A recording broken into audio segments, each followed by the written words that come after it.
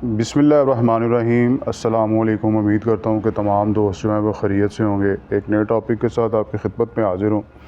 اکثر یہ کہا جاتا ہے کہ شیعہ جو ہیں وہ تحریف قرآن کے جو ہے وہ قائل ہیں اور قرآن میں یہ تحریف کرتے ہیں، تو شیعہ جو ہیں وہ اس سے میجورٹی جو ہے وہ انکار کرتے ہیں، لیکن حسن اللہ یاری صاحب جو ہیں وہ اعتراف کر چکے ہیں کہ قرآن میں جو ہے وہ نقص اور تحریف ہوئی ہے۔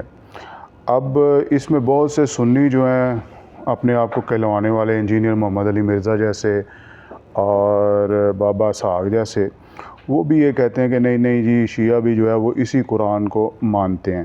اب شیعہ کی قرآن میں تحریف کا جو ہے وہ آپ کو میں ایک حوالہ پیش کرتا ہوں۔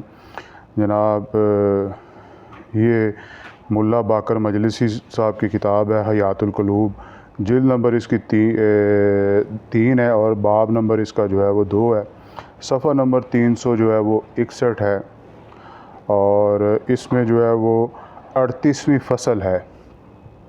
تو اس کے سلسلے میں جو پہلی آیت ہے جس میں تحریف کئی قسم کی ہوتی ہے۔ ایک تو ہوتی ہے کہ مطلب قرآن کی آیت میں جو ہے وہ تحریف کرنا، ایک ہوتا ہے اس کی ترجمہ اور تفسیر میں جو ہے وہ اس کی تحریف کرنا۔ اب سنیں جی، ایک آیت اللہ تعالیٰ قرآن میں ارشاد فرماتے ہیں، ان اللہ یأمر بالعدل والاحسان وایتاء ذی القربی وینہی عن الفحشاء والمنکر والبغی یعظکم لعلکم تذکرون۔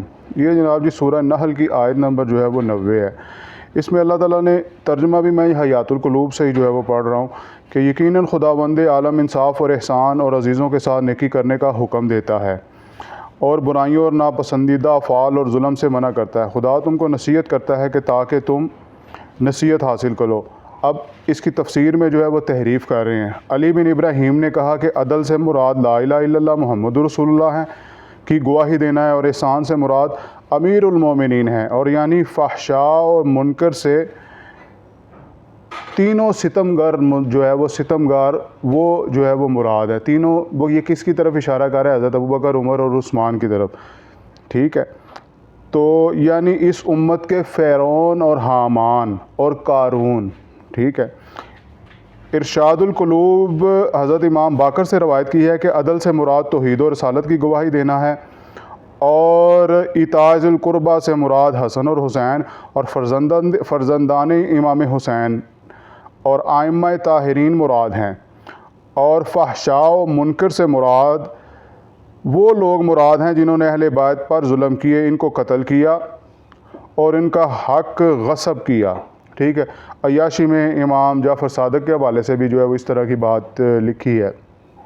تو یہ آئمہ پہ بہتان باندھتے ہیں، یہ آئمہ پہ جو ہے وہ ان سے غلط قسم کے الفاظ جو ہے وہ منسوب کرتے ہیں، صرف مقدسات اہل سنت کی توہین کرنے کے لیے۔ یہ اب قرآن میں تحریف نہیں ہے۔ میرا انجینئر محمد علی مرزا سے جو ہے یہ سوال ہے کہ یہ قرآن میں تحریف نہیں ہے تو اور کیا ہے؟